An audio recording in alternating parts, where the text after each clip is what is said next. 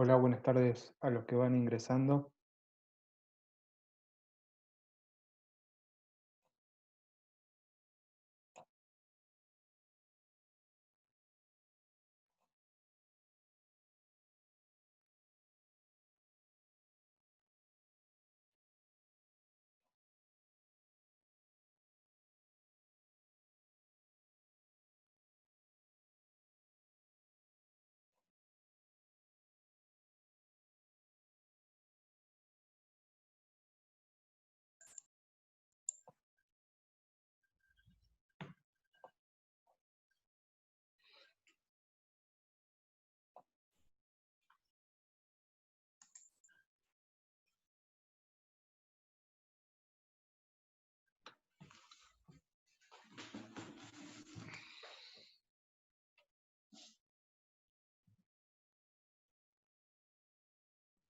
Buenas tardes a todos. Buenas tardes.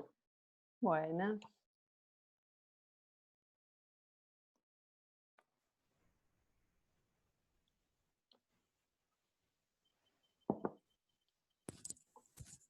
Hola a todos.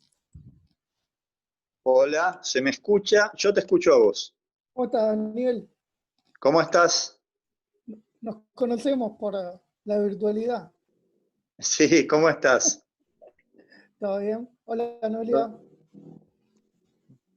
¿Cómo andan? ¿Todo bien? Buenas tardes. Todo bien. Hola, ¿cómo estás? Bien, bien. Faltaría María. Les presento a África, que en general participa de cada una de las reuniones virtuales. Mientras por ahí nos vamos acomodando, Daniel, Néstor es el coordinador de la Secretaría Caputo y María Florencia Salvadores es la secretaria. Creo que ya se conectó. Acá estoy, acá estoy.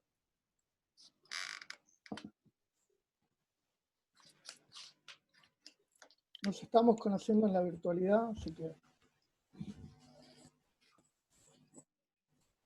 Ahí estoy admitiendo a Marina, así que ya está por ingresar.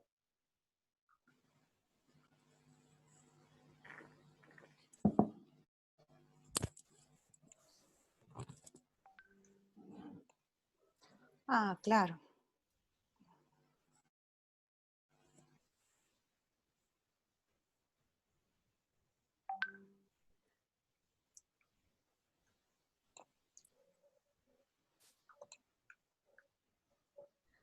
No le había mandado el ingreso al Zoom al moderador. Pequeño detalle. Bueno.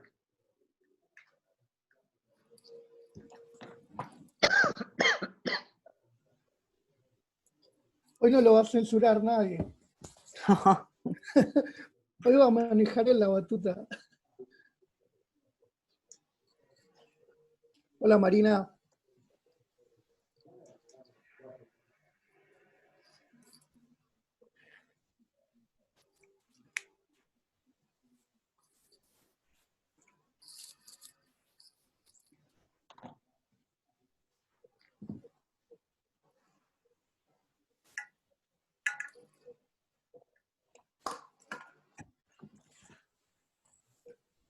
Salud, hijo.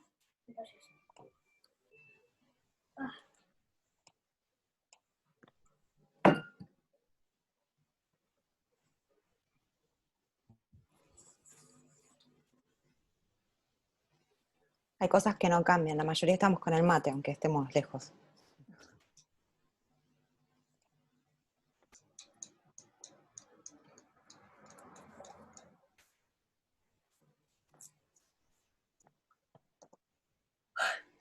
Ahí se van conectando, ¿no, Néstor? Sí, ahí estoy habilitando para que entren. Estoy admitiendo y aparte estoy escribiéndole. Estoy escribiendo para que más o menos tengan todos una idea de cómo se va a desarrollar el conversatorio. Marina, ¿sabes que Gustavo Naón me dijo que ahora en un ratito se va a sumar a la charla? no podía estar para la presentación, pero que en un ratito ya se sumaba. Genial, buenísimo. Gracias. No, por favor.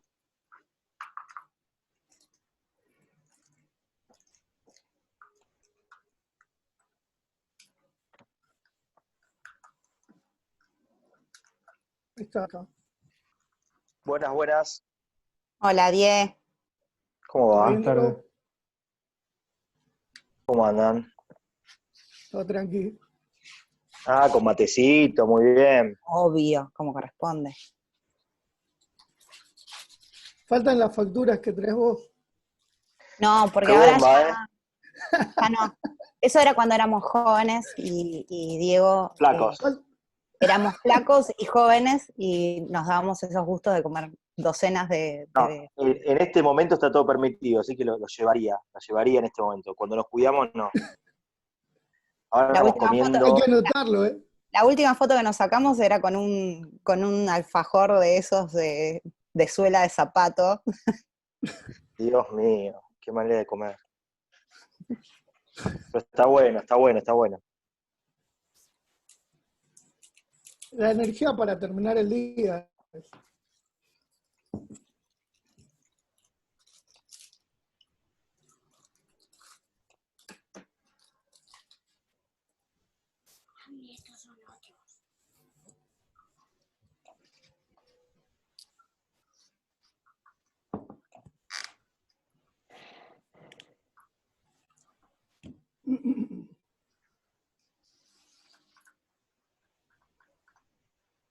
Esperamos 2 minutitos más y arrancamos.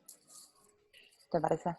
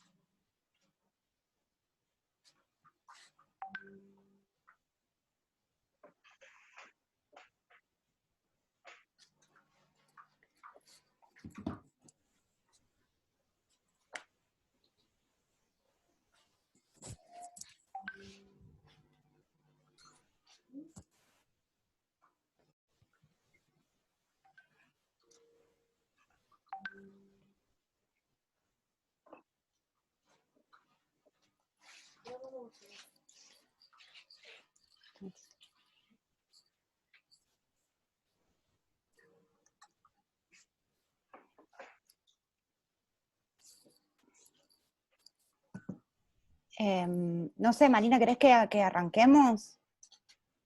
Y Néstor sigue habilitando gente. Oh, creo que sí, que Noé me parece que a las 7 nos tenía A las que... 7 tengo otro Zoom. ¿Cómo Así estamos que con los cuando Zoom? quieran. Insólito. Sí, no, por eso José Luis me había comentado, por eso más que nada yo les había dicho de abrir la sala un ratito antes, como para empezar a las 6 puntual. Genial. Nada, yo igual muy cortito, muy breve, nada más agradecerles a los 3 expositores por un lado. Para mí es un honor y un orgullo que desde la universidad pública podamos seguir encontrándonos a pesar del contexto y que se sigan dando estos debates. Nada, agradecerle también a mi amigo Diego Brancatelli, que gentilmente está acá como moderador y como parte también de la actividad. y obviamente a mis compañeros, tanto a José Luis como a Néstor, que siempre estamos bancando acá como podemos. Así que nada, agradecerles de corazón de parte de la facultad, igualmente seguramente después va a pasar Gustavo a decírselos, pero yo como secretaria de Asuntos y la actividad sale del área, quería de verdad de corazón agradecerles mucho por el tiempo, por las ganas y justamente por seguir generando estos espacios. Así que simplemente eso. Die, toda tuya la palabra ahora. Bueno, gracias Flor por las palabras, gracias por invitarme también a moderar en estos nuevos tiempos obligados de pandemia, de adaptarnos a este esquema de trabajo y de conversaciones, con Noelia, bueno, con Marina y quienes también transitamos la facultad, primero como estudiantes, después como docentes, dando ahora clases a través de esta herramienta Zoom, y bueno, no estando cara a cara ni presentes, ahora pudiendo hacer esto, de conversar, de estar todos juntos con la cantidad de gente que se sumó a esta charla, así que a todos ellos también los saludamos y gracias por la oportunidad. Una charla más que interesante, que también me interesa no solamente como docente, como ciudadano, sino también como comunicador, escuchar a estas tres personas que son están más que autorizadas para poder dar una opinión y también un punto de vista, un análisis, un llamado a la reflexión en esta época de pandemia, cómo se puede comunicar, qué tiene que ver y cómo se relacionan los medios de comunicación con la política, con la sociedad y con la medicina, porque en el medio de la comunicación me parece que han tenido en esta época un papel relevante los infectólogos, los médicos, los doctores, que pasaron a ser comunicadores y casi voces autorizadas. Así que yo sin más, lo único que hago es moderar, voy a presentar a cada uno de los que van a exponer, y después, una vez que finalicen cada uno, vamos a poner un tiempo de 10 minutos para que cada uno haga su exposición, y después, una vez finalizado cada uno de ellos, vamos a abrir a preguntas que solamente va a ir moderando también Flor, me va a ayudar a sumar las preguntas que cada uno de ustedes quieran hacer. Tenemos un tiempo para que nos puedan responder, pero si les parece comenzamos con Noelia. Noelia Barral Grijera es periodista, obviamente todo el mundo ya la conoce, licenciada en la Universidad Nacional de Lomas de Zamora, da clases actualmente en televisión, reemplazando al gran Carlos Campolongo esa cátedra, ¿no? En la nueva fórmula con Marina Acosta, son las que están reemplazando al histórico Campolongo en una materia que es principal en la carrera de periodismo, es una materia central, y actualmente es comunicadora en C5N, además de haber colaborado en agencias de noticias y en otros medios de comunicación. Pero la presentamos, la escuchamos, más que interesante. Bienvenida, Noelia, y aquí estamos atentos a tu reflexión, a tu análisis. Bueno, muchísimas gracias. Gracias a todos y por supuesto que gracias por la invitación. Me encanta estar acá, o bueno, no sé si es acá la palabra, pero me encanta estar con ustedes charlando. ¿Dónde estamos, no? Claro, acá es rarísimo, hablando de no lugares. Bueno, a ver, estamos en el medio del baile, entonces es difícil sacar conclusiones o dar veredictos que se sostengan en el tiempo, o al menos que estemos seguros de que se van a sostener en el tiempo. Así que voy a hacer un análisis que por ahí después cambia. Lo que yo veo respecto del periodismo particularmente y de nuestro trabajo y del área al que nos dedicamos en relación con la pandemia, tiendo a dividirlo en dos etapas. Me parece que en un comienzo, muy en línea también con lo que estaba pasando en el escenario político a nivel nacional, apareció un modo de comunicar más comprometido y más vinculado con nuestra función social como comunicadores, con un perfil responsable, con un perfil de intentar acercar información verídica, centrada, no extremista ni para que nadie se asustara demasiado, pero sí para transmitir lo que estamos viviendo, que es algo inédito y de lo que no sabemos cómo vamos a salir, porque básicamente estamos enfrentando como humanidad a un virus del que no conocemos la cura. Me parece que insisto, en sintonía con lo que fue pasando en el escenario político nacional, en algún momento eso se quebró. Creo que a nivel político tiene que ver con una serie de cuestiones, pero centrándome más en nuestra tarea periodística, creo que el quiebre de esa forma de comunicar y de separarnos en un lugar de mayor responsabilidad y compromiso social, tiene que ver por un lado con la extensión, con lo que está durando la pandemia y la cuarentena, tiene también que ver, por supuesto, con los reacomodamientos a nivel político y las presiones sectoriales y las presiones empresariales y las presiones de los grupos de medios para distintas cuestiones. Algunos presionan para levantar la cuarentena, otros presionan para que sea su actividad exceptuada en medio de la cuarentena, otros presionan por impuestos, más, menos, ayuda, más, menos, o bueno, en este momento estamos atravesando la discusión por la expropiación sí o no de Vicentín. Son distintas cuestiones que fueron de alguna manera haciendo regresar el escenario mediático y también el escenario político a lo que conocíamos como nuestra normalidad, entre comillas, previo a la pandemia. Me parece que, de todas formas, el desafío que nosotros enfrentamos en cuanto a comunicadores continúa vigente más que nunca.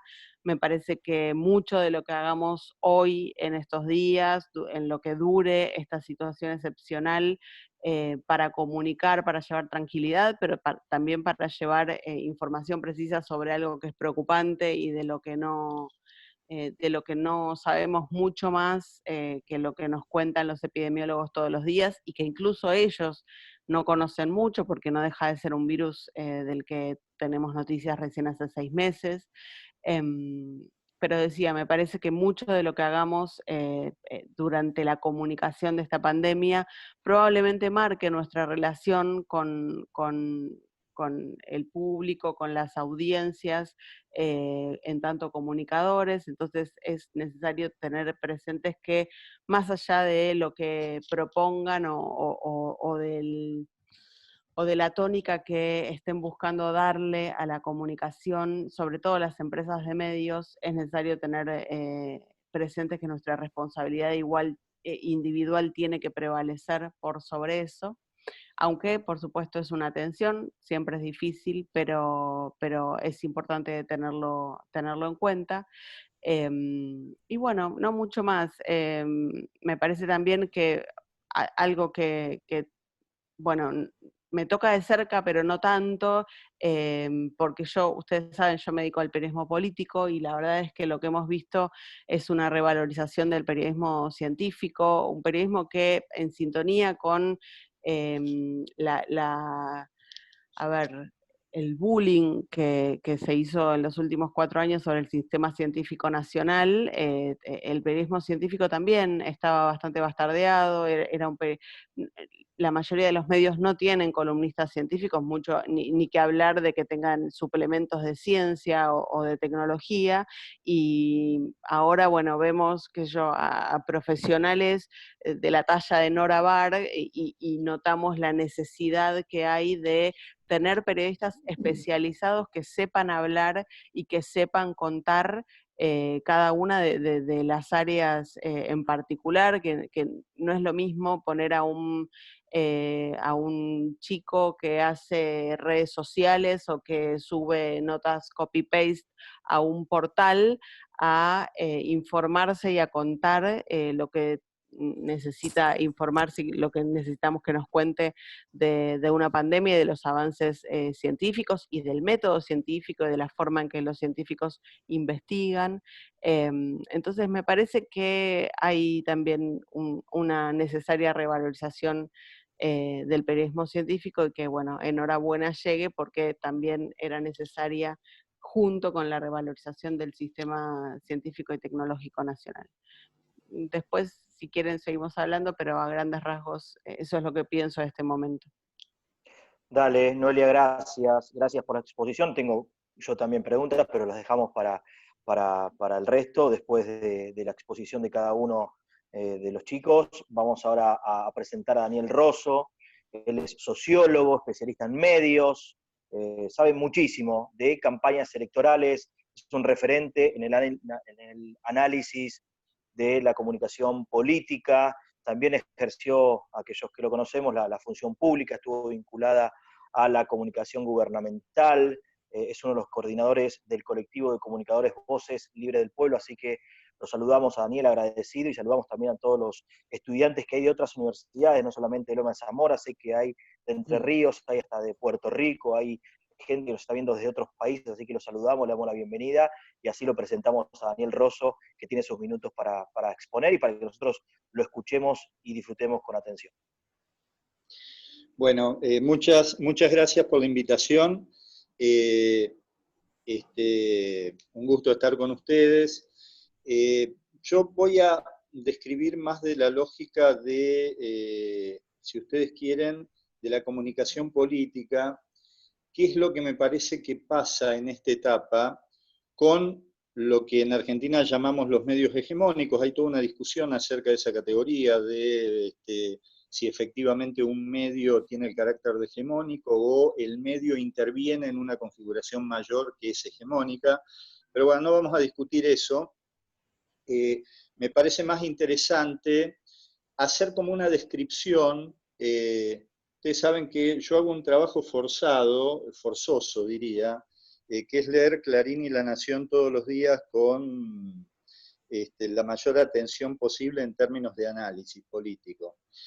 Y lo que se ve ahí, y se ve mucho en los últimos 2 o 3 meses, se veía de antes, pero ahora se ve, a mí me parece profundizado, una especie de vigilancia mediática que patrulla la política buscando los movimientos de la vicepresidenta y de su fuerza política. Esto dicho así, parece ideológico, pero cualquiera que lea todos los días este sistema de medios se va a encontrar con que eso es así. Porque para hablar o escribir sobre la vicepresidenta reproducen como la estructura del relato del virus. Es ella, a ver, ¿qué quiere decir la estructura del relato del virus? Que muchas de las características con las que se la describe a la vicepresidenta tienen las características del virus. Por ejemplo, es ella una protagonista invisible, porque está poco en los medios, que ocupa espacios e invade territorios. Su poder reside en sus movimientos. Se la conoce por sus efectos, no por su presencia. Es efectiva, no se la puede detener, solo en todo caso lo que se logra es graduar su expansión. Es decir, no pueden contar la política sin ella, y su presencia es como el nudo estratégico de la producción de sentido de todo ese conjunto de medios. Por eso, cuando la vicepresidenta se mueve, toda esa maquinaria de sentido también se mueve, porque de algún modo lo que buscan es hacer explotar en su figura bombas interpretativas que han venido colocando sobre ella en los últimos 4 o 5 años. Ahora, ¿qué pasa si no se mueve? Y si no se mueven, hacen que se muevan, o sea, crean un movimiento imaginario. ¿Quién es entonces la vicepresidenta como este núcleo de sentido estratégico de los medios hegemónicos? Bueno, un virus en la política argentina, es decir, es quien avanza sobre otros, ocupa espacio, coloniza lugares. En definitiva, es una fuerza poderosa que invade territorios. En esa lógica, estas grandes máquinas de vigilancia ponen en marcha procesos de geolocalización y conteo de cristinistas en la estructura del Estado. Es decir, todos los discursos de los dirigentes kirchneristas deben ser clasificados, desestructurados, reensamblados, para que aparezcan como lo que necesitan que aparezcan, así como máquinas de poder. Es decir, solo existen para avanzar como el virus, no para producir políticas en beneficio de la sociedad. Es como si el avance fuera su única condición y su movimiento ciego. Pero entonces, ¿qué sucede si no hay movimiento? Bueno, hay que crearlo, simularlo, porque si no hay movimiento no hay virus, y aquí de lo que se trata es de mostrar el movimiento estructural del virus. Entonces, esos dirigentes cuando avanzan, desplazan, cooptan, imponen, rigidizan, contagian. Es decir, es el sujeto autoritario que necesita la política opositora para poder construirse por contraste.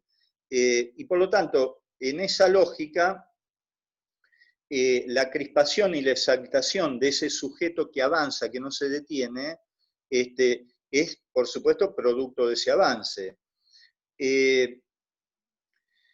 Un ejemplo entre tanto, porque podría citar muchos ejemplos, pero vamos a reducir a 2 o 3 ejemplos para que no se haga extenso esto. Luego del nombramiento de Fernanda Raberta en la ANSES y de Andrés Larroque en el Ministerio de Desarrollo de la Comunidad de la Provincia de Buenos Aires, estos medios sacaron sus calculadoras, activaron sus algoritmos y sumando y restando intentaron probar matemáticamente la expansión del cristinismo en el organigrama estatal. En la provincia de Buenos Aires había una cristinista, Fernanda Raberta, que fue suplantada por otro cristinista, Andrés Larroque. En el ANSES había alguien designado por Cristina, Fernández de Kirchner, Alejandro Banoli, que fue suplantado por otra cristinista, Fernanda Raberta. Por lo cual, cuando vos sumás, -1 más 1 es igual a 0, cuando haces la otra suma, -1 más 1 es igual a 0, o sea, el resultado es 0, no hubo ningún avance. Y sin embargo, se lo describió como un avance global de una fuerza política sobre el resto de los miembros de la coalición. Es decir, no hubo ninguna expansión y sin embargo, en los medios hegemónicos, varios de sus operadores dijeron o escribieron que el cristianismo había avanzado por lo menos 2 lugares o 2 casilleros. De nuevo, si no se mueve ese sujeto viral, hacen que se mueva. Ello va acompañado de una cosa que para mí es interesante pensarlo así, que yo llamo las grandes cadenas metonímicas. Los grandes medios hoy, desde hace un tiempo, sustituyen las cadenas argumentales por un eslabonamiento de metonimias. Obviamente yo me estoy refiriendo en este caso a los grandes editorialistas, a los grandes columnistas, eso de grande hasta me suena mal, y no, por supuesto, al conjunto de los periodistas que trabajan en las redacciones, ¿no? Ahora, los grandes medios, entonces decimos, sustituyen las cadenas argumentales por un eslabonamiento de metonimias. La metonimia, como ustedes saben, es la operación retórica por la que nombramos una cosa con el nombre de otra. Por ejemplo, la unidad amplia y diversa contenida en el Frente de Todos es sustituida por el kirchnerismo. El kirchnerismo es sustituido por la cámpora y la cámpora por el chavismo. El deslizamiento por esa cadena metonímica genera un sentido final a través del contacto de sus extremos. Entonces, el Frente de Todos termina siendo igual al chavismo. Las operaciones gubernamentales del gobierno anterior y de sus medios afines se manifestaron en el lenguaje como eso, como máquinas de captura que abducen las identidades opositoras, las simplifican, las estigmatizan y las destituyen. De ese modo, una parte de la ciudadanía circula por esas cadenas metonímicas y abandona cualquier procedimiento argumental. Es decir, cualquiera de nosotros en términos de opositores hemos sido puestos en esa cadena metonímica de tal modo que una identidad sustituyó a otra en efectivamente un procedimiento de degradación y de estigmatización. Bueno, en este relato del virus que avanza, de esa estructura narrativa que es la de un virus que avanza, ¿quién es Alberto Fernández? Bueno, Alberto Fernández es alternativamente quien reproduce el virus o quien no quiere o no logra frenar al virus, ¿no? Este primer movimiento, a mi juicio, se vincula con un segundo movimiento que consiste en resignificar la cuarentena, es decir, de ser un instrumento para proteger a los ciudadanos de la pandemia, intentan que pase a ser la herramienta con la que se restringen o quitan las libertades individuales. ¿Hola? ¿Se escucha, no?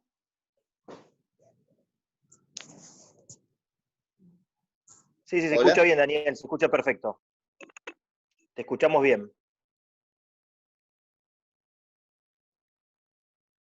¿Vos, Daniel, nos escuchás?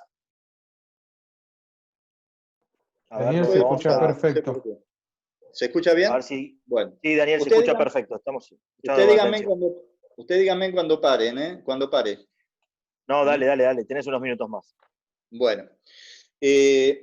Entonces, la cuarentena deja de ser un instrumento para proteger a los ciudadanos de la pandemia e intenta que pase a ser la herramienta con la que se restringen o quitan las libertades individuales.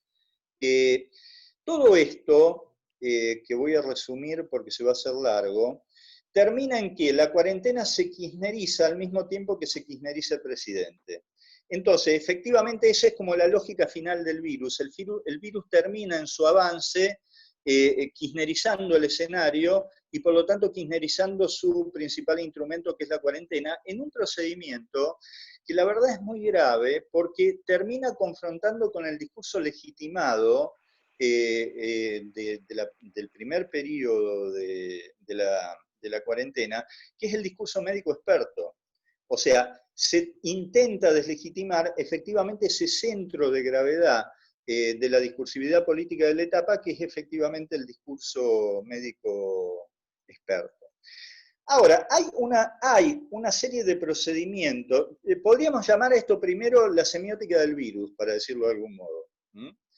Hay una segunda semiótica para mí, que es el de las máquinas de apariencias, que tuvo mucho peso durante los 4 años del gobierno de Juntos por el Cambio y ahora está como, a mi juicio, en una etapa de explosión. En esa etapa, en los 4 años del gobierno de Juntos por el Cambio, en cierta alianza entre el gobierno y una parte importante de los medios hegemónicos, se establecieron como nuevos procedimientos de producción de verdades, que de algún modo continúan presentes hoy en los lenguajes judiciales y mediáticos de los grandes medios, digamos. Son tecnologías discursivas que generan cápsulas de sentido de reproducción masiva. Podemos sintetizar la primera de ellas del siguiente modo. Un objeto que no existe deviene existente por otro que a la vez tampoco existe.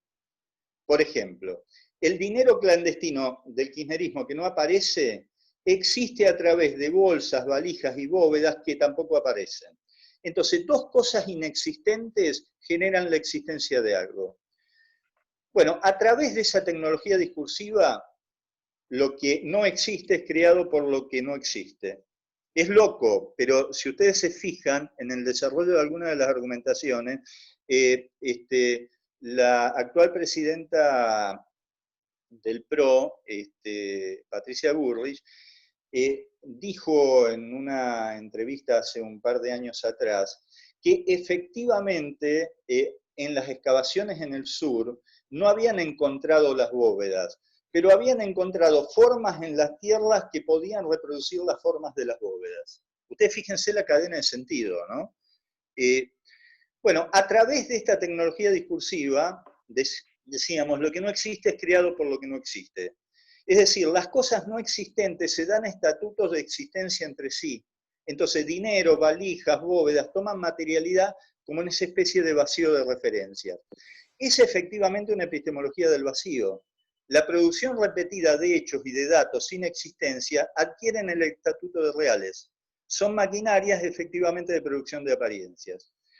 La cadena de pruebas ahí, entonces, es una serie evanescente de palabras que nunca terminan de encontrar su objeto, porque bóvedas, valijas, dinero oculto, son términos que mayoritariamente existen en el discurso, pero no terminan de encontrar sus referencias materiales. Son simulacros cuya fuerza de verdad proviene del ensamblaje artificial de operaciones judiciales y mediáticas, que son las que ahora aparecen como en proceso de desestructuración. O sea, ahora estamos viendo eso como está como en una etapa de explosión.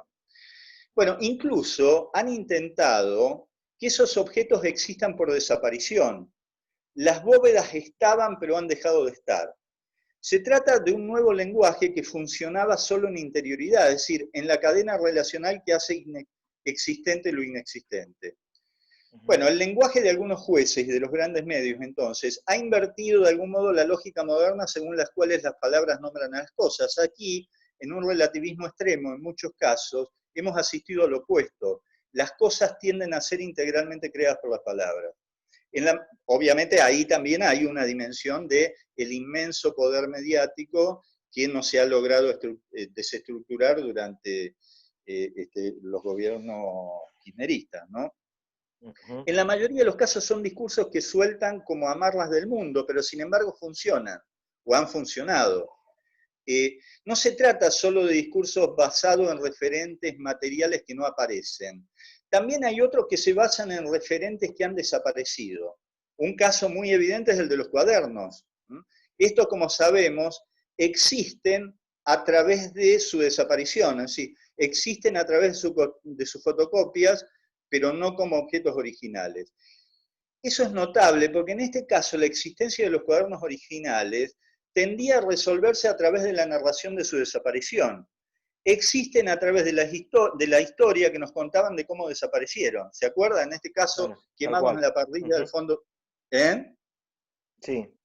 Daniel, tenemos que ir cerrando, te doy un minuto, así podemos escuchar al próximo exponente y participamos con las preguntas antes que Noelia se tenga que retirar seguramente, así que aprovechamos para el cierre. Dale, es excelente lo que decís, y más que interesante, creo que amerita, y después le vamos a decir a Florencia un Zoom solamente con vos para que vaya más despacio y vayamos sacando diferentes conclusiones de cada uno de los títulos que tiraste, que yo noté algunos que no, en otro momento y en privado te voy a consultar. Dale, cierro rápido. Entonces, el relato de los medios produce existencia, eso es lo notable. El itinerario historizado del discurso produce verdad. Además, por el poder de esos discursos repetitivos, las cosas existen no cuando se las encuentran, sino cuando se las busca, ¿no? Es la repetición de lo que permanece en estado de búsqueda lo que hace existente el objeto. Más aún, mientras más se las buscan, más existen. Por eso la paradoja consiste en que cuando más tardan en aparecer las pruebas, más existencia tienen los hechos no probados. Bueno, podríamos desarrollar muchos más ejemplos, pero prefiero quedarme acá y en todo caso después retomamos y ampliamos la discusión. Interesantísimo, gracias de verdad por esta exposición, Daniel. Y bueno, cada uno seguramente habrá anotado diferentes reflexiones para poder consultarlas con vos en los minutos que nos resten. Vamos a escuchar ahora a Marina Acosta, ella es doctora en Ciencias Sociales de la UBA, magíster en Comunicación en la Universidad Iberoamericana de la Ciudad de México, licenciada en Ciencias de la Comunicación también de la UBA, investigadora del IELAC, en realidad así se dice, profesora en la Facultad de Ciencias Sociales de la UBA, Departamento de Derecho y Ciencia Política de la Universidad Nacional de La Matanza y en el Instituto de Sociales. También es docente, como les contaba antes, en la Cátedra de Televisión de la Universidad Nacional de Lomas de Zamora. Actualmente se desempeña como directora de la importantísima consultora Analogías. Marina, un gusto, gracias, y te escuchamos. Hola a todos, muchas gracias a la Secretaría de Asuntos Estudiantiles que organizó esta actividad, y estoy viendo un montón de amigos que los estuve bombardeando para que participaran, así que les agradezco a todos, alumnos, amigos, bueno, muchas gracias. Bueno, básicamente me parece que a mí me gustaría comenzar diciendo que esta crisis inédita y extraordinaria, como decía Noé, ocurre en un contexto donde se activan dos grandes fenómenos. Por un lado, tenemos que la pandemia está ocurriendo con el uso masivo de las tecnologías de la comunicación social, y que eso impide controlar los flujos masivos de información. Ese es un fenómeno muy claro que se está dando, digamos, a nivel mundial. Y el otro fenómeno, no menos importante, es el de la posverdad. Es decir, esta pandemia ocurre en el momento donde encontramos una gran hegemonía de la posverdad. ¿Qué es la posverdad? Bueno, significa que priman las emocionalidades por sobre las evidencias empíricas, ¿no?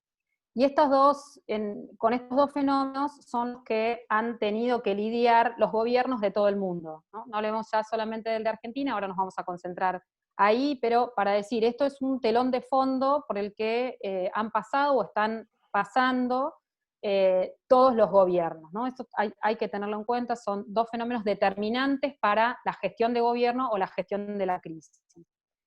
En los momentos de grandes crisis o catástrofes o tragedias, la opinión pública espera mucho de sus gobiernos, espera mucho de sus líderes políticos y al mismo tiempo les exige mucho. En este sentido, la opinión pública se transforma en un tribunal que lo que hace es juzgar la gestión de gobierno, ¿sí? Entonces, veamos cuál es el veredicto que ha dado la opinión pública, según los estudios que nosotros hemos realizado en Analogías, sobre el accionar del gobierno argentino y más concretamente del presidente Alberto Fernández. Quiero ver si puedo compartir la pantalla, sí, me fijo que solamente es mostrar un gráfico para que ustedes vean la evidencia empírica, a ver si lo puedo hacer. A ver.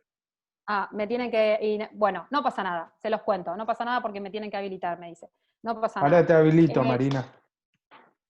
Sí, no te preocupes, si no,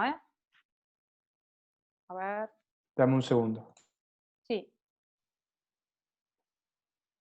Bueno, mientras voy avanzando, vos me das el ok y yo así no perdemos tiempo. ¿Cómo hacemos para evaluar el desempeño del gobierno, fundamentalmente, y del presidente? Bueno, tenemos ahí algunas herramientas. Ustedes habrán escuchado hablar de lo que es la imagen de los dirigentes políticos, ¿no? Entonces ahí decimos, todos los dirigentes políticos tienen un nivel de imagen que resulta de la combinación de dos dimensiones. Por un lado, las características distintivas que tenga el líder, y por otra parte, los problemas que la gente cree que ese líder puede solucionar. A partir de ahí, lo que tenemos es que todos los dirigentes políticos tienen un valor de imagen, que puede ser positiva o negativa. Disculpame, ¿Cuál era el Marina. valor de imagen? ¿Cómo? Ya podrías ¿Ya estamos? compartir pantalla. Genial. A ver.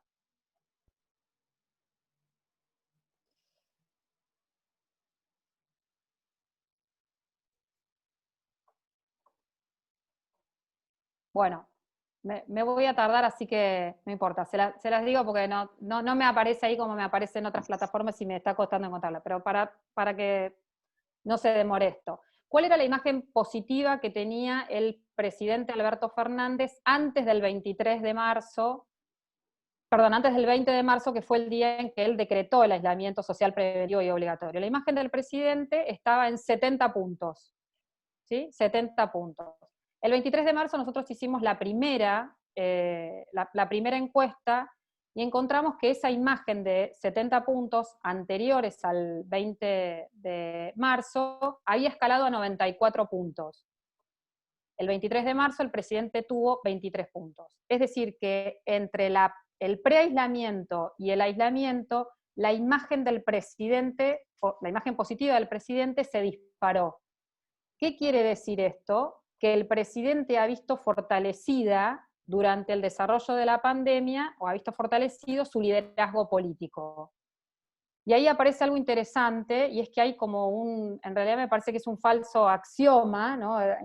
Una falacia directamente, que dice que en las crisis los liderazgos políticos necesariamente se fortalecen, y lo que nosotros decimos es que esto no es así, ¿no? Basta fijarse lo que está pasando en Brasil con Bolsonaro, con una imagen positiva de 30%, con Piñera en Chile, imagen positiva de 15%, podemos verlo con Lenín Moreno en Ecuador, que directamente ya no hablamos de imagen positiva porque tiene una negativa de 92%.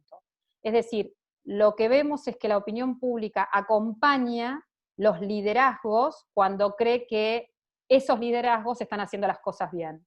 Hay una característica central que tiene la opinión pública, que es su volatilidad y su pragmatismo. Es decir, acompaña cuando cree que las cosas se hacen bien, no acompaña cuando cree que las cosas no se hacen bien. Entonces, la primera conclusión que yo sacaría de estos 3 meses de aislamiento es que el liderazgo político del presidente Alberto Fernández se fortaleció. Eso es importante. Segundo, un gran acompañamiento social en todo lo que tenga que ver con la política sanitaria implementada por el presidente. Cuando nosotros preguntamos cuál es el nivel de apoyo que se tiene a todo esto que está, a toda la parte sanitaria, ¿no es cierto?, que a las políticas públicas relacionadas con la salud que está implementando el presidente, 8 de cada 10 argentinos aprueban lo que el presidente está haciendo, y puntualmente, aunque ahora haya como la circulación de un discurso dominante que diga que los argentinos no aguantan más la cuarentena, la verdad es que todos los estudios que nosotros venimos haciendo, el método de la cuarentena como forma de prevención es muy acompañado, tiene mucha legitimidad social, ahí otra vez los porcentajes siempre cerca del 80%. Ahora, también es cierto, el último relevamiento que nosotros hicimos, también es cierto que ese acompañamiento social empieza a coexistir con una sensación de menor miedo o temor a contagiarse del virus, ¿sí? Cuando preguntamos, ¿cree usted que puede contagiarse de la enfermedad?, el 60% de los encuestados nos dice que poco o nada. Y en este contexto, donde los epidemiólogos dicen que nos estamos aproximando a lo que sería el foco, el pico, el pico de la enfermedad, es un problema, y esto nos tendría que llamar a todos a ser más conscientes, ¿no? de quedarnos en nuestra casa, de respetar la cuarentena y solamente ver lo que ya han atravesado otros países como Italia, España, Chile, que en estos momentos se está decidiendo quién vive y quién muere, ¿no? Lo que vemos entonces es el acompañamiento social hacia la política sanitaria del presidente Alberto Fernández, y en tercer lugar, algo que me parece súper importante, y es que de esta pandemia, si hay algo bueno que nos va a dejar esta pandemia, como siempre decimos, es que hemos vuelto a confiar en la centralidad y en el rol del Estado como organizador de las relaciones sociales y económicas. En esta pandemia los argentinos nos dimos cuenta que sin un Estado fuerte no hay posibilidad de hacerle frente a la pandemia, ¿no?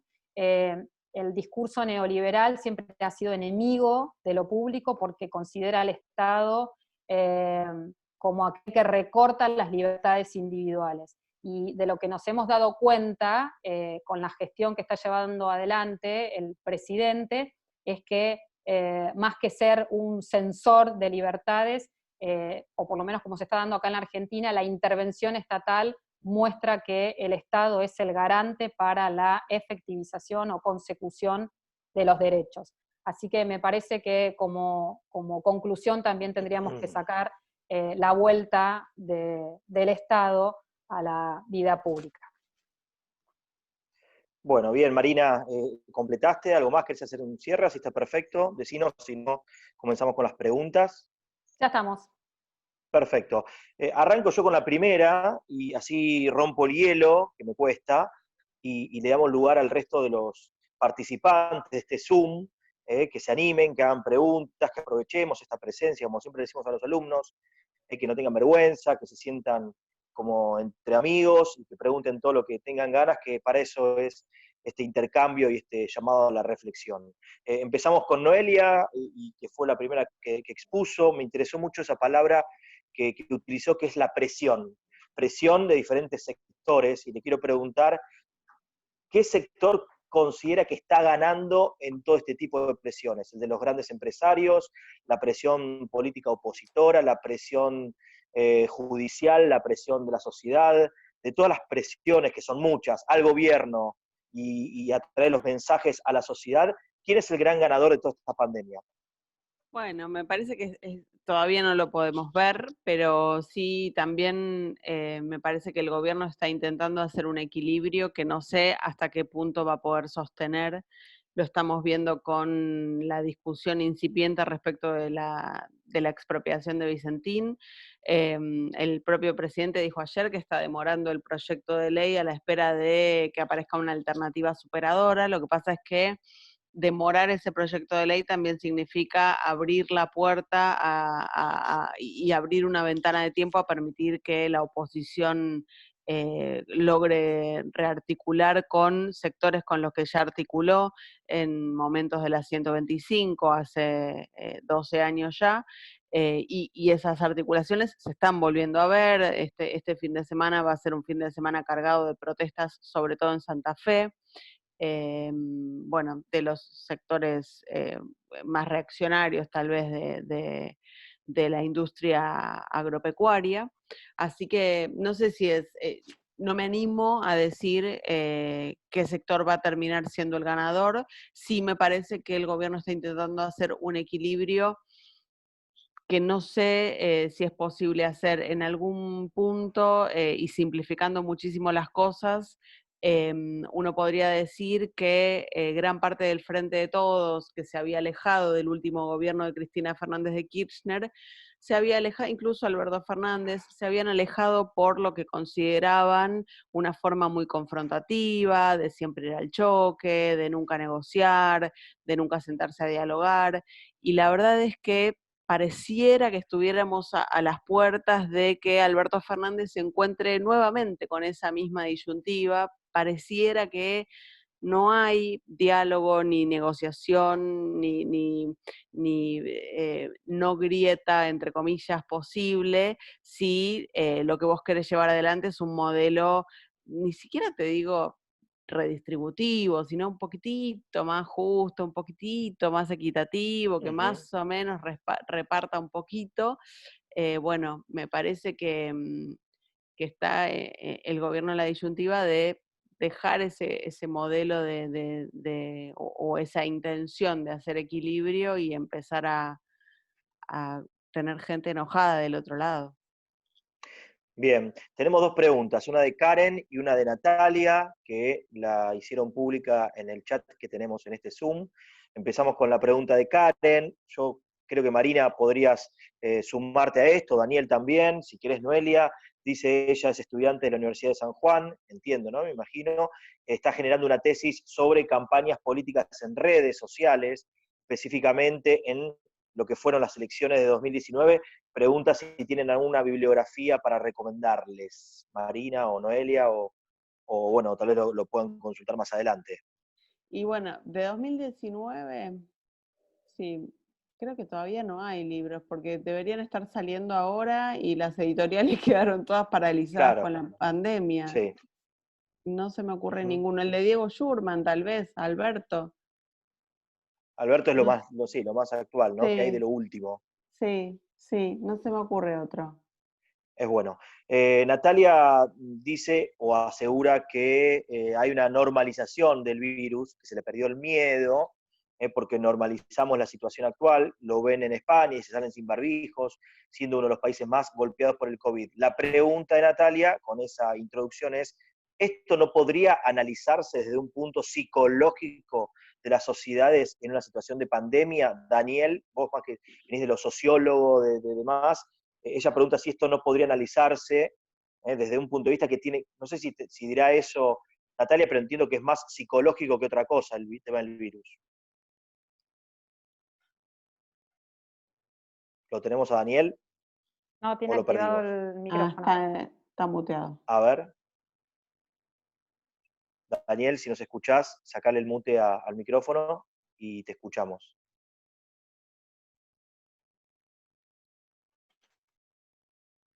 No. No. Bueno, Noelia, Marina, ¿qué creen ustedes? Sí. ¿Que es una cuestión psicológica? Ya lo tenés sociedades? habilitado, Daniel. A ver.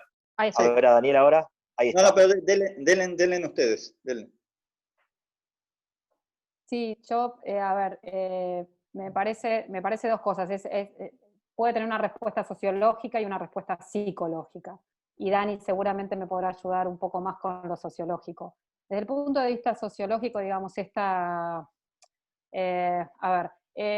cuando una cuarentena se extiende tanto en el tiempo, por supuesto que produce efectos en la salud mental, por supuesto que produce una sensación de hastío. Somos sujetos sociales. En psicología de las masas y análisis del yo, Freud dice que el único instinto que comparten los animales con los humanos es el instinto gregario, que es el instinto que nos hace funcionar en grupos. Somos sujetos sociales y nos angustia no poder estar en contacto con otros sujetos sociales en este contexto de encierro, digamos, y reconociendo todos que la cuarentena es una medida restrictiva muy fuerte. Entonces, ahí hay un malestar social que por supuesto es palpable. Y desde el punto de vista psicológico, con una respuesta corta, en estos contextos empiezan a aparecer, por supuesto, los pensamientos de tipo omnipotentes, ¿no? Que dicen, esto a mí no me va a pasar. Ahora, eso, en este contexto donde nos estamos aproximando al pico de la enfermedad, es muy peligroso porque nos hace ser irresponsables, y lo que más tenemos que cuidar en estos momentos es el sistema sanitario, ¿no? Entonces, me parece que sí, claramente hay explicaciones sociológicas y psicológicas. Bien, te aprovecho, Mariana, porque hay una pregunta para vos de Claudia Cabrera que dice si la causa del espionaje ilegal va a incidir o puede llegar a incidir en la imagen política pública. Lo que pasa es que sería, en todo caso, que va a repercutir en el expresidente Mauricio Macri, está preguntando. En cualquier caso, nosotros todavía no medimos el tema del espionaje, justo lo vamos a hacer en la próxima encuesta que vamos a presentar la semana que viene, así que el informe siempre lo hacemos público y ahí van a estar los números, pero no sé si se está refiriendo a eso. Ahora, Que el gobierno ha cometido errores en todo este tiempo, sí, por supuesto. Las medidas que se fueron tomando se fueron haciendo en tiempo real, y por supuesto cuando las medidas se toman en tiempo real se cometen errores. Lo que nosotros no vimos fue que estos errores hayan repercutido muy fuerte en la baja de la imagen que tiene el presidente entre los argentinos. Gracias, Marina. Pregunta para Daniel Rosso, de María Eugenia Sarli. Habla, Daniel dice, de una estrategia comunicacional por parte de la oposición para generar ciertas operaciones. Pregunta, Daniel, ¿qué hace María Eugenia? Sí. ¿Crees en el campo nacional y popular, que el campo nacional y popular tiene también su estrategia para neutralizar estas operaciones o para generar su propia agenda temática? Dice la pregunta, es la agenda mediática también, la agenda en los medios, ¿no? Bueno, a ver, no sabés el esfuerzo que hacemos para tener esa estrategia. Hay cuestiones estructurales, si vos querés, que es el tema de las estructuras materiales. O sea, los 4 años de Juntos para el Cambio, como todos ustedes y todas ustedes saben, significó un aumento de la concentración de medios con el tema de la convergencia entre el mundo de los medios y el mundo de las telecomunicaciones, a tal punto que hoy estamos en un sistema de medios concentrados, posiblemente uno de los 5 más grandes del mundo en términos de concentración, y mucho más concentrado que en el año 2015. Entonces eso inclina la balanza. Por ejemplo, un estudio que se hace en los equipos de comunicación del bloque de diputados del Frente de Todos, está midiendo día por día la cantidad de apariciones de referentes que están a favor de Vicentín y de referentes que están en contra de Vicentín. La unidad de análisis es la entrevista. Bueno, ocurrieron, no tengo exactamente los números aquí adelante, pero algo así como que hubo en los últimos 6, 7 días, 320 entrevistas a distintos dirigentes del oficialismo, de la oposición, diputados, senadores, abogados, economistas, todo el mundo que tiene un discurso sobre el tema Vicentín. Bueno, cuando lo analizás en términos de cuánto tienen un discurso opositor y cuánto es un discurso oficialista, la relación es un 60%, un 65% son discursos opositores y un 30 a un 35% son discursos oficialistas.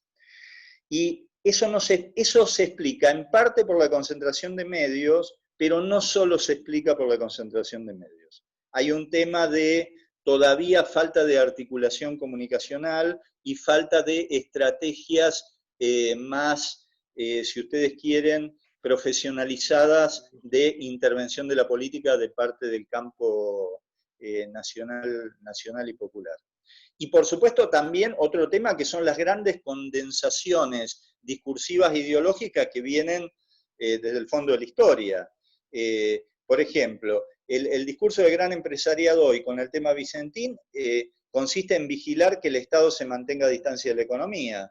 Por eso cuando el Estado se mueve en dirección al mercado e interviene, el discurso empresario dispara la alarma, anuncia una gran amenaza, porque la libertad de mercado es la restricción perimetral del Estado para que no se acerque a la economía, en la medida que no les conviene, ¿no?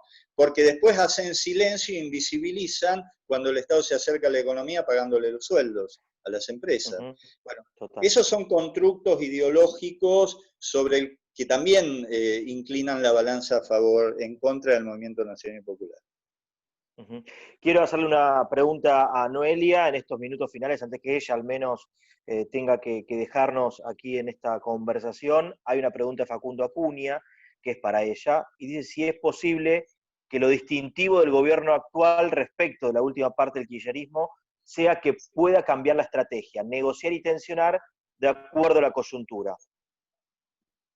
Bueno, sí, yo creo que es posible, estamos expectantes de que efectivamente eso pueda suceder. Me parece que, hablando puntualmente de la comunicación presidencial, la forma de comunicar que tiene Alberto Fernández es uno de los grandísimos activos del gobierno en cuanto a esa perspectiva. Pero me parece que en paralelo su forma de liderar, su forma de no delegar demasiado, puede terminar siendo contraproducente y tal vez jugarle en contra y terminar desgastándolo y desgastando al único gran comunicador que hoy por hoy tiene el gobierno nacional. Entonces, me parece que estamos en momentos en los que se está de alguna manera definiendo el perfil y el futuro incluso del gobierno. Y bueno, no quiero jugarme para ningún lado porque me parece que son cosas que estamos viendo cómo van a suceder, pero sí considero que es posible, absolutamente es posible. De hecho, el solo hecho, la sola existencia del Frente de Todos demuestra que es posible. Pero me parece que hay algunas señales de alarma porque así como es posible, también puede ser que no lo sea. Noelia, aprovecho esto que vos respondiste con la pregunta que hace Mariela García. Recién decías de Alberto que era su activo, su principal activo era la comunicación y que era el único gran comunicador que tiene este gobierno. La pregunta de Mariela tiene que ver con eso. ¿Cómo evaluarías la política comunicacional del gobierno en el marco de la pandemia? ¿Creen que hay cosas para mejorar? Esa es la pregunta. Yo te pregunto, te sumo a esto, si es el único gran comunicador que tiene este gobierno, si el resto en materia de comunicación está fallando. Mirá, no sé si fallando, pero explicar las cosas con la claridad meridiana con las que lo hace él, incluso mostrando su compromiso hasta emocional, te diría, con algunas decisiones del gobierno, ningún otro integrante del gabinete puede hacerlo. En el comienzo de la pandemia, por ahí la que descolló con esto, pero que mostró que estaba para comerse la cancha, era Carla Bisotti, pero al final hubo una decisión del gobierno de que los funcionarios de salud hablen solamente en las conferencias de prensa matutinas, lo cual no me parece mal, porque realmente es una instancia en la que pueden acceder, todos podemos acceder, incluso como ciudadanos, a esa comunicación. Pero bueno, empezaron a digamos, la comunicación empezó a decantar hacia los epidemiólogos, ¿no? Y quedó en manos de Pedro Cande, Omar Sued, que por supuesto que son excelentes comunicadores, no dejan de ser grandes actores en este tema, pero no son parte del gobierno. Entonces ahí tenés un tema, ¿no? Bien. Noelia, ¿te parece? Faltan 2 minutos para las 19, sabíamos que vos tenés otro Zoom a las 19, así que prefiero hacer un cierre prolijo con vos, que te despidas, y seguimos, si te parece, con Daniel y con Marina, que hay algunas preguntas más, y aprovechamos su presencia, que es tan importante y trascendente para todos los que estamos en este Zoom. Sacamos algunas cuestiones, algunas dudas y preguntas que tienen los participantes, pero te saludamos y despedimos de manera prolija para que te despidas de todos. Muchísimas gracias por la consideración, por la puntualidad. Gracias a todos. Disculpas que no me puedo quedar, pero bueno, estas cosas de la virtualidad son así. Les mando un beso enorme y me encantó estar acá participando. Y bueno, por supuesto, Marina y Daniel, un beso gigante. Gracias, bueno, gracias. La despedimos a Noelia Barral Grijera entonces y le damos la bienvenida, los saludamos, le vamos a dar su espacio, lógicamente, para presentar al decano de la Facultad de Ciencias Sociales de la Universidad Nacional de Loma de Zamora, a Gustavo Naón, que estaba ahí luchando y acá lo tenemos. ¿Cómo estás? Hola Diego, querido, ¿cómo estás? ¿Bien? Bienvenido. ¿Pudiste disfrutar de la charla? Sí, mira, la verdad que, como vos decías, estaba luchando con un problema que tenía en la computadora. Por suerte pude conectarme, agarrar la última parte del diálogo de Noelia, la despedida. La verdad que quiero agradecerles a ella, Noelia, a Marina, a Daniel, a vos, que lo estás moderando. Es un encuentro que estoy seguro que es muy enriquecedor, tanto para el enfoque académico como para lo que es la práctica profesional. Y me parece ya desde el título muy atrayente, un gran tópico, ¿no? Esto de ejercer la comunicación en tiempo de pandemia, pero sobre todo focalizado el tridente periodismo, gobierno y opinión pública. Hay una frase de Camus que recorrió las redes en el Día del Periodista, ¿no? Esto de contar mal las cosas es incrementar las desgracias del mundo.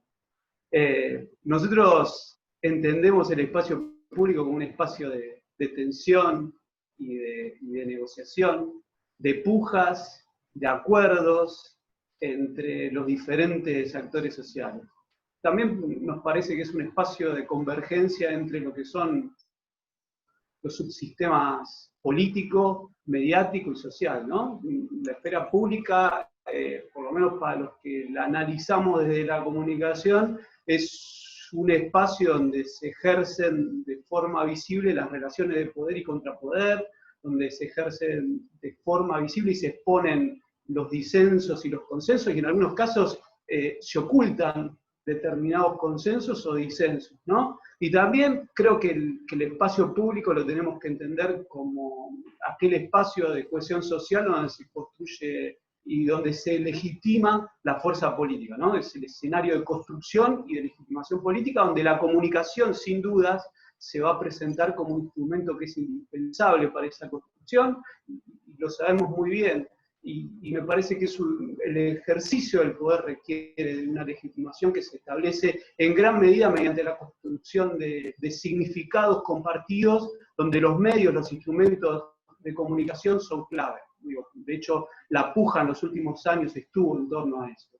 Y justamente lo que les decía, la interacción de los subsistemas político, mediático y social, también en tiempo de pandemia expone las relaciones de poder. En los últimos meses leí y escuché varias veces que la pandemia redefine nuestras democracias y como consecuencia las relaciones entre gobiernos, corporaciones mediáticas y la sociedad civil. Por eso es tan importante este tipo de charlas que vos estás moderando, Diego. Me parece que desde este lugar es importante el espacio de diálogo, de interacción y de reflexión que estamos generando acá, que estamos impulsando, con el objeto de fortalecer nuestra mirada desde el pensamiento crítico y la creatividad. Y como decía antes, ¿sabés, ¿no? Gustavo? No, perdóname que quería aportarte algo a esto que decías vos recién. Cuando obviamente me llega la invitación de Florencia, de la facultad, para moderar esta charla y leía, como decías, el tópico o el tema que se iba a tratar, que es tan actual, tan real, tan concreto, tan diario para nosotros, para los comunicadores, para los docentes, para los estudiantes, para los ciudadanos, para todos. Es la comunicación en épocas de pandemia. Y recién hablabas también de las nuevas plataformas, en esta forma de comunicarnos, que si bien para muchas y la gran mayoría de las actividades esto es un golpe durísimo para la actividad económica, para la actividad social, familiar, para todo tipo de actividad que uno quiere desarrollar con normalidad, es un golpe durísimo. ¿Sabes que para estas charlas creo que no hay mejor contexto y mejor invento o creación que este Zoom, donde, por ejemplo, hay diferentes participantes que nos siguen y se suman a esta charla y pueden disfrutar de tres personalidades tan importantes como fueron en el día de hoy, de escucharte a vos con tu reflexión y con tu análisis, que también es más que interesante. Digo, hoy Zoom y la pandemia nos enseñó y nos permitió encontrarnos en charlas interesantísimas como estas que tal vez no hubiesen existido, porque si vos te tenés que inscribir e ir hasta Loma de Zamora, ahí en Juan 23, participar, no tenés tiempo, no llegaste, estás lejos. Digo, esto también nos permitió estar más cerca, ¿no? Me parece que es algo positivo dentro de lo negativo. Sí. A ver, la posibilidad de juntarlos a vos, a Noelia, a Daniel, a Marina y a todos y a todas que nos van acompañando en este Zoom. Les cuento que paralelamente teníamos otro, que están Juan Courel y Johnny Abelson también, y yo les decía, nos tendríamos que juntar todos en un Zoom multitudinario. Claro. Hay una gran participación a través de esta plataforma de estudiantes, docentes, graduados, graduadas y también de ciudadanos y ciudadanas que están descubriendo la Facultad de Ciencias Sociales, la Universidad Nacional de Loma de Zamora. Teníamos recién en el otro Zoom compañeros de Venezuela, de Colombia, y en otros nos pasó, así que suscribo lo que vos decís, Diego, también es una posibilidad de acercamiento, son puentes digitales que se van tendiendo en el medio de una desgracia mundial, ¿no? Digo, como respuesta a esto que en algún momento era se define como aislamiento social, es un aislamiento físico porque las relaciones sociales las estamos tratando de reemplazar por estas cosas. Y en este caso las bien. Está perfecto. Te invito a que te quedes, obviamente, a que seas un par. Exactamente, gracias por el saludo, gracias por estar y gracias por esta posibilidad también, no solamente de ejercer la docencia en la universidad, como también aquí ser moderador. Así que para mí y para vos, para los que sabemos que somos desde décadas participantes de la universidad, llevamos la camiseta puesta de la universidad, de Loma de Zamora. Pero si hay integrantes de este Zoom que son de otras partes de la provincia, del país o del mundo, queremos que nos hagan saber de dónde nos están siguiendo, participando, escuchando, viendo, así que así los mencionamos y los saludamos. Todos acá, dice recién Mónica, orgullosa de que se genere, bueno, soy graduada de la Universidad de Lomas, todos los que estudiamos en Lomas estamos orgullosos de nuestra universidad. Vamos a ver, había una pregunta para Marina, que hace una relación, a ver si la encuentro, porque me fui del chat, y estaba acá atrás. Espérame, Marina. A ver, no, es anterior. Bueno, en realidad era, acá está, Marina, con respecto a la imagen, ya que haces estudio, obviamente, de imagen y de opinión, ¿qué similitudes y diferencias tiene el gobierno de Alberto Fernández con el de Néstor Kirchner? Es lo que pregunta Nicolás Escudero. Ok, Nicolás Escudero es un tesista mío, muy bien, está participando. Mira, en realidad hay una similitud que tienen los dos, es que tienen la imagen positiva muy alta. El expresidente Néstor Kirchner tenía su imagen positiva muy alta y su negativa muy baja, y es un patrón que podemos ver ahora con el presidente Alberto Fernández, que también tiene una muy alta y una muy baja. Esa te diría que es la principal similitud que tienen los dos. Estos porcentajes de imagen positiva tan altas no es común en todos los dirigentes. La tuvo Alfonsín, la imagen positiva muy alta la tuvo Alfonsín también en valores de 70 y pico, la tuvo Néstor Kirchner en valores también muy altos. Nosotros la última medición que tenemos de imagen positiva del presidente Alberto Fernández es de 88 puntos, con una aprobación del gobierno de 70, ¿no? Una cosa es la imagen positiva del presidente y la otra es la aprobación del gobierno, que tiene que ver con las medidas que va tomando la gestión. Entonces eso también es muy te pregunto para completar esta pregunta. En Argentina hay núcleos duros, peronistas y antiperonistas. El antiperonismo tiene un porcentaje importante, es el neoliberal, el antiperonista, bueno, ya sabemos, y no voy a seguir desarrollando el perfil del cual te acabo de mencionar. Ese no sé, 25%, 30% de antiperonismo que existe en el país, se puede fragmentar en la opinión o la imagen positiva, quizás no las medidas, como decís, pero sí la imagen positiva del presidente. ¿Puede ser que le den una imagen positiva aún siendo antiperonista? Sí, doy una línea y que puede seguir Dani contestando esto, que sabe muchísimo más que yo sobre los votantes o las características de los votantes. Sí, claramente, como la imagen positiva es tan alta, si estamos hablando del 80 y pico %. Por eso me sorprende, claro.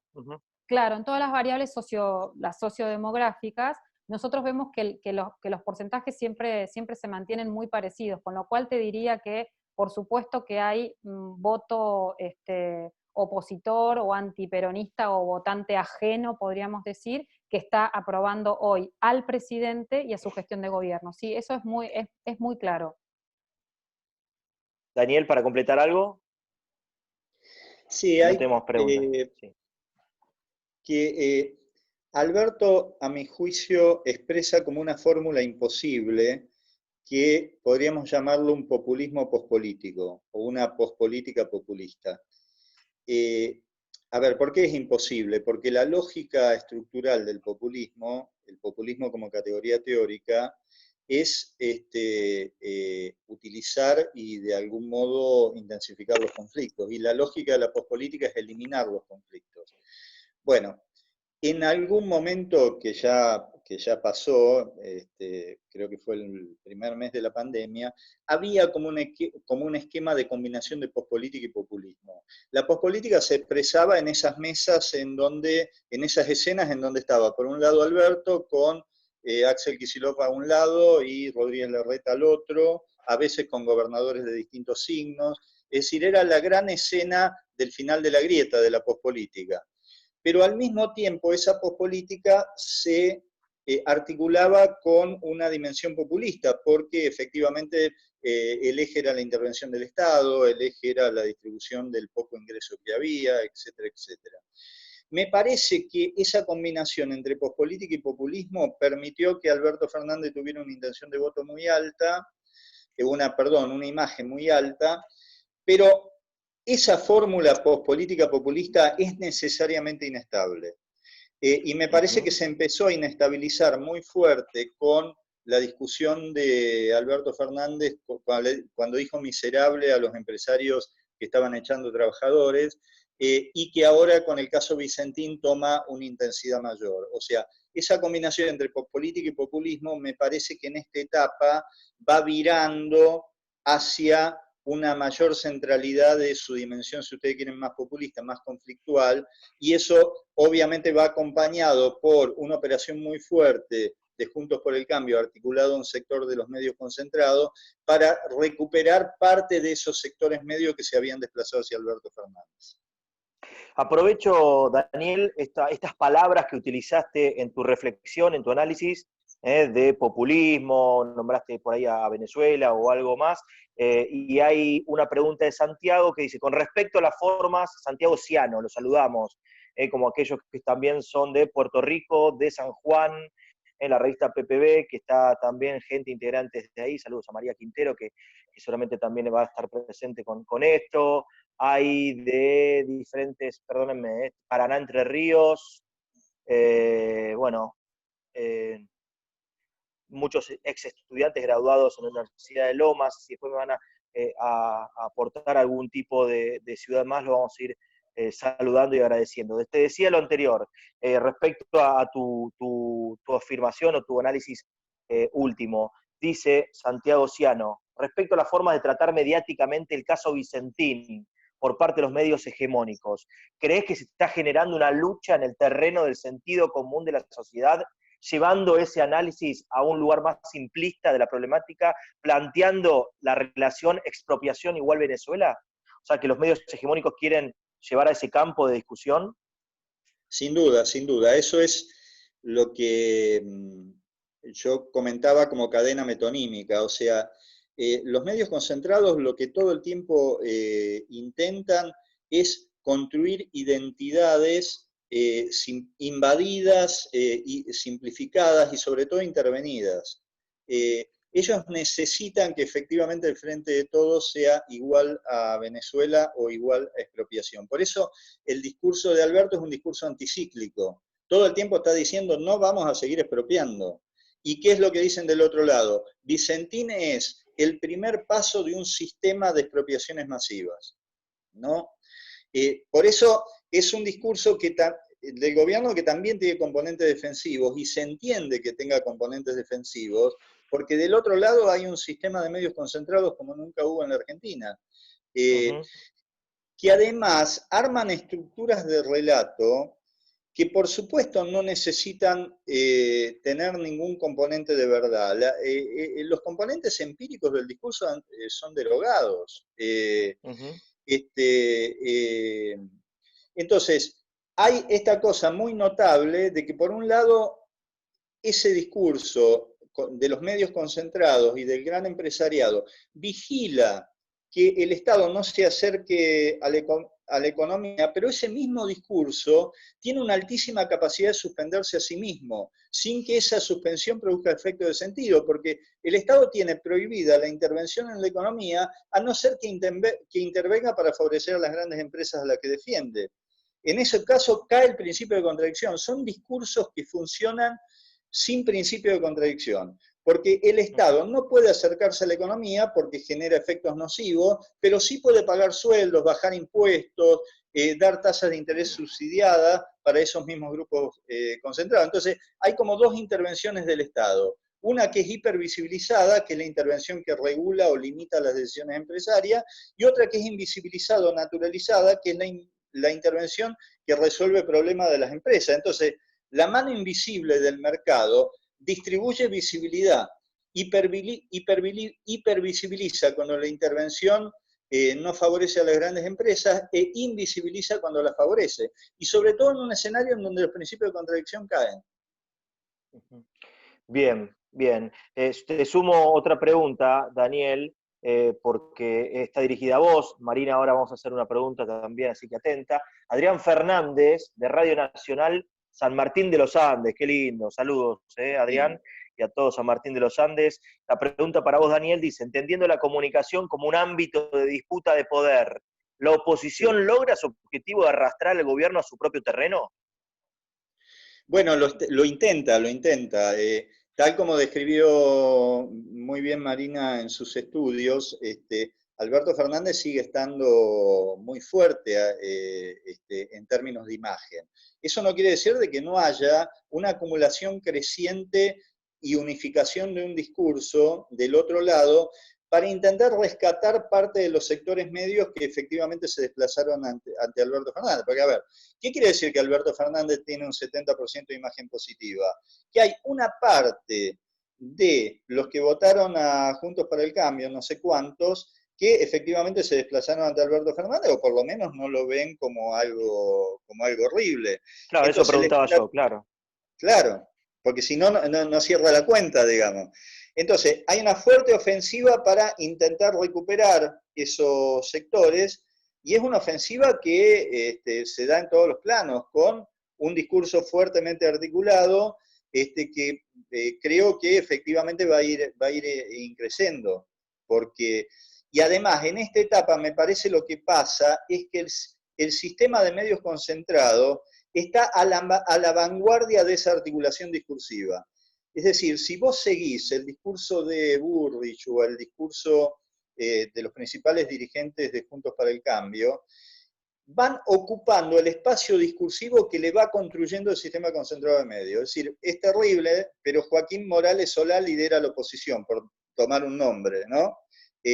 Las cosas que dicen estos editorialistas, Fernández Díaz, Joaquín Morales Solá, Eduardo Van der Koy, y la cantidad de fake news permanente que producen son increíbles. O sea, la verdad es que a FOPE hay que cerrarlo, porque no hay ningún tipo de, así como hay una vigilancia de los grandes medios concentrados sobre los discursos de la política, no hay, en sentido contrario, una vigilancia seria del discurso de estos medios concentrados que está llena de fake news y de posverdades. Si era televisión, te metía un graph enorme que diga AFOPE hay que cerrarlo y era escándalo, te digo mañana eso. Totalmente, pero te tiré el título a propósito. Te tiré el título a propósito, me sonó para graph eso, tremendo. Graph de una línea, ni siquiera de dos. Bueno, pregunta para Marina Acosta. Marina, parece un concurso ya de Feliz Domingo, perdón. Marina, dice Gabriel Nerone, ¿cómo evalúan el eje mediático y discursivo y la construcción de la imagen pública del trinomio Alberto, Kicillof, Rodríguez Larreta? ¿Cómo crees, Marina, que impactó lo mediático y lo discursivo de ver a los tres juntos en las conferencias de prensa? O trabajando también, genial. No solamente en las conferencias de prensa. Sí, ahí Gabriel, menos mal que ya es un tesista, que ya no es más tesista, en realidad ya está recibido, porque si no ya estaba pensando que todos me hacen preguntas para que los apruebe después, ¿no? Pero no es el caso de Gabriel, está recibido. Mira, cuando a veces nos preguntan por qué Alberto Fernández tiene una imagen positiva tan alta. Esa pregunta estaba, así que sumamos las dos en una, dale, perfecto. Dale, hay como una confluencia de factores. Por un lado tenés todas las medidas sociales, sanitarias y económicas que él estuvo tomando durante todos estos meses en el contexto de la crisis. Tenés también su capacidad para concertar políticamente con los sectores de la oposición, ¿no? Por eso ahí en la foto esa Alberto Fernández, Axel Kicillof, Rodríguez Larreta, digamos, es una muestra de civismo en un momento de crisis, y eso también le ha traído mucho rédito político y social al presidente. Luego tenemos que él se ha dejado asesorar por un comité de expertos científicos, ¿no? Esto es muy importante porque este comité científico fue el que lo guió, funciona como una especie del Consejo de los Ancianos de la Grecia Antigua, esos que tienen experiencia y le dicen al político, al líder, cómo tiene que actuar. Bueno, eso también le trajo mucho rédito. Y finalmente, en todo este debate estuvo dando vueltas el tema de la comunicación. Y ahí lo que tenemos es que el presidente ha llevado con sus ciudadanos una comunicación altamente empática. La revista norteamericana Nature hace un par de meses dijo que Alberto Fernández le había puesto humanismo a la crisis, y no todos los líderes políticos del mundo pudieron hacerlo, ¿no? Si uno piensa en Merkel y la gran performance que ella tuvo durante la pandemia, por supuesto, la ha gestionado muy bien. Ahora no podemos decir que ella haya tenido tanto humanismo como tuvo el presidente Alberto Fernández. Eso es destacable, ¿no? Y por otra parte, con respecto a la oposición, muy brevemente, la última encuesta que nosotros hicimos en la provincia de Buenos Aires nos dio un dato súper interesante para analizarlo, y que de alguna forma tiene que ver con que me parece que cuando se quiere asimilar el problema de Vicentín con lo que ocurrió en 2008, con el famoso conflicto gobierno versus el campo, es que la oposición en estos momentos no tiene la fuerza que tenía en aquel entonces, me parece, porque la pregunta que nosotros hicimos en la provincia de ¿quién cree usted que lidera la oposición en la provincia? El porcentaje más alto, con 53%, fue el no sé. Y ese no sé es un dato sintomático que explica precisamente la crisis por la que atraviesa el sector. Después del no sé, con 17%, estaban los intendentes de Juntos por el Cambio, y con 13 puntos la ex gobernadora María Eugenia Vidal. Bien, bien, Marina, respondiste, sé que estabas también cerquita del chat, porque respondiste la última pregunta que tenía para vos, que era de Agustina Lassi, a quien saludamos. Quién era el representante de la oposición sobre la opinión pública, entonces todavía no se sabe, aunque algunos ya se autopostulan, ¿no? Hernán Lombardi, Patricia Bullrich, Horacio Rodríguez Larreta gobernando, pero el resto como voceros al menos, ¿no? ¿Un vocero puede ser candidato o simplemente apunta a ser vocero, Marina? Vocero, no sé, que lleva la palabra para seguir posicionados en los medios. Bueno, sí, por supuesto, todo el juego que hacen en la visibilización lo que busca es llevar agua para su molino, eso es claramente. Ahora después ahí ya se tienen que imponer los liderazgos políticos que, bueno, Rodríguez Larreta está muy bien posicionado, digamos. Realmente nosotros no medimos a los dirigentes de la oposición, nos estamos concentrando en el gobierno nacional y en el provincial, pero una vez más ahí, la verdad es que no hay todavía, me parece, un líder que esté descollando en la oposición y sobre el que se vaya a broquelar, digamos, toda la dirigencia opositora. Yo por lo menos no lo veo, no sé por ahí Dani, ¿qué dice? Daniel, ¿vos ves a alguien en la oposición que se perfile para ser el próximo referente de ese espacio? Yo coincido con Marina, no veo actualmente nadie que descolle, y parte de eso explica una lógica que está habiendo en la oposición, que yo te diría que, a ver, esa lógica es una especie de discurso ventrílocuo, o sea, amparado en el gran poder de los grandes medios, la oposición dice que el gobierno dice. Entonces aparece Carrió luego de no estar en el escenario político durante meses, y dice, Vicentín es el primer paso de una serie de expropiaciones, vienen por tus campos, vienen por tus negocios, etcétera, etcétera, ¿no? A lo cual responde la misma oposición. Es decir, la oposición dice lo que dice el gobierno y después contesta eso que dice el gobierno. Entonces arma como una especie de lógica circular que funcionaría si pudieran autonomizar e instalar esa agenda. Ahora, como el gobierno, después, con la vocería de Alberto Fernández, tiene gran capacidad de funcionar en ese mismo sistema mediático, que creo que es lo novedoso que incorporó Alberto Fernández, es decir, tener capacidad de funcionar dentro del sistema de medios hegemónicos, es ese discurso circular en donde la oposición dice lo que dice el gobierno y contesta lo que ellos dicen que dice el gobierno, termina no teniendo poder de instalación.